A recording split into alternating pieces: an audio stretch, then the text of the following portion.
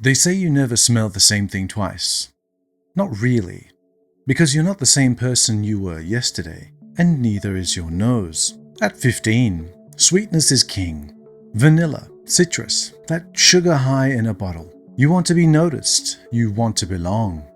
You want the fragrance to speak louder than your silence. But then you grow. One day, you spray something dark, strange, a little dirty. Instead of recoiling, you lean in. Suddenly, leather doesn't smell like an old couch. It smells like freedom. Patchouli doesn't scream hippie. It hums with the weight of earth and memory. Your nose, like your soul, begins to crave complexity. You smell heartbreak. You smell solitude. You smell someone you used to be, and someone you're still becoming. The nose grows with you. Hormones shift. Seasons change. You fall in love. You lose things. You get sick. You get better. And through it all, scent becomes a diary only you can read. You stop asking what's popular and start asking what's true. You smell less to impress and more to feel. That's evolution, not the kind you see in the mirror, but the kind that happens in silence, in patience, in presence. Because the more you pay attention to scent, the more you begin to notice that scent has always been paying attention to you.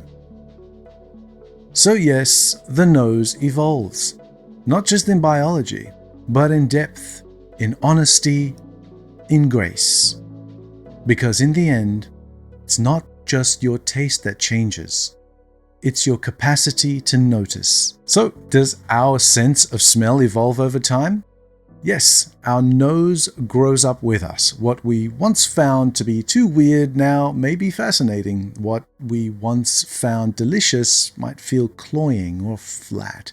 The arc of fragrance appreciation mirrors our arc as people. We undergo significant changes, things like physiological evolution. If I think about it, I'm at least twice as large as I was when I was a baby. We have age-related change, and as we age, our olfactory receptors become less sensitive. This can dull our perception of certain notes, especially the subtle ones like soft musks or airy florals. We can have hormonal shifts, life stages like during puberty, where you obviously can't smell shit because we stink most of the time and we think everything's just fine. Other things like pregnancy, menopause, menopause. They can change how we perceive certain smells. Something once loved can become intolerable, like Le Mal, or vice versa, like Eau Sauvage. Our health and the environment that we're in also impact what we find appealing in terms of scent. We can have illnesses, allergies, pollution, smoking. All of these affect the olfactory function. Even our diet can subtly shift how we perceive certain scents. We also undergo psychological and emotional maturity. Now, this one might be more for the girls because most guys get to about 5 years old and kind of stay there. It's nice there, and it probably explains why guys can be friends with each other and girls can't. It probably explains why I still want to be a transformer.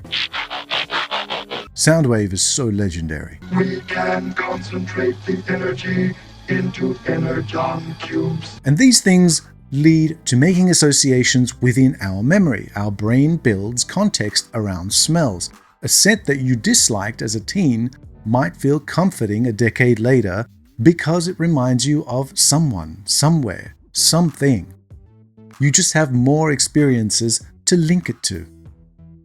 Like if I smell alcohol-induced vomit with a hint of souvlaki with extra garlic sauce, Ralph Lauren's Safari comes to mind. Ah, memories. And we also evolve emotional tolerance. We, as people, mature into more complex, sometimes darker compositions. Just like we might grow from drinking soda to sipping whiskey. Fragrance notes like stanky ouds, bitter leathers, dirty musks, they require a different emotional and sensory bandwidth. There's also things like cultural and social evolution. We get exposure to this. The more you smell, the more refined your nose becomes. You start to pick out nuances like iris versus orris, cashmeran versus iso-e super, different batches of Aventus. Your palate broadens. And we can't forget trends and community influence. Now, I don't mean frag calm, because that doesn't exist. I mean more of the people around you. Scent preferences are often shaped by what's popular, what's praised, and what's taboo in your circles.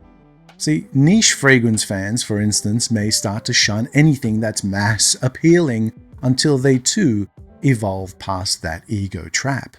And recently, because nostalgia is a gateway drug, I bought 2 fragrances I used to own: Azzaro Chrome and Fan Di Fendi Assoluto. Now, I don't know if the formula changed or if I changed, but what I sprayed wasn't what I remembered. Chrome used to be this sharp metallic blast of futurism, like the scent equivalent of Y2K and Frutiger Aero. Back then, it felt clean, it felt confident, like I was going places, because I was going places. I was going out. A lot. Now it smells like air conditioning in a dentist's waiting room.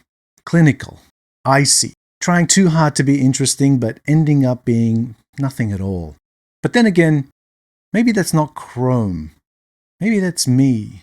Maybe that's me post becoming a 9-to-5 salaryman. Post kids. Post getting my second air fryer. Fan Di Fendi Assoluto, on the other hand.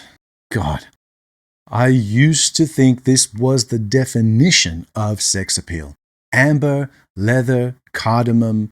This was how a man smelled if he had secrets, silk sheets, and something Italian happening at all times. Mamma mia, dove è la gabagool? Now, it still smells great, but it also smells nostalgic. Like an old voicemail from someone who you once loved, who now sells real estate and says touch base unironically. What I'm trying to say is, the scent hasn't changed nearly as much as I have. See, when I first wore Chrome, I wanted to project something. Clean lines, reliability, a certain agreeable sharpness. When I wore Fan Di Fendi, I wanted to be something mysterious, masculine. A man with a one-way ticket to somewhere expensive. A man who actually tried to book dinner at El Bulli, which is a restaurant in Spain, and was willing to fly there from Australia to have dinner and fly back. God, I'm such an idiot. Not because I was pretentious enough to seriously try to call them to book my seat. No, I'm an idiot because I didn't do it. That restaurant closed in 2011, and now I can't do that anymore. But even if I could, I wouldn't. Because now, I'm not projecting or becoming. I'm just being. So when I smelled them again, the memory was intact, but the meaning had shifted. Because scent, like truth, is relational. It exists not in the air, but in the space between who you were and who you are. The great illusion is thinking that we ever really go back to a scent, when in truth, we only ever go forward. Carrying our memories on skin, that's always changing. You don't just outgrow fragrances, you grow through them. And that's why when someone says, I used to wear that, what they're really saying is, that used to be me.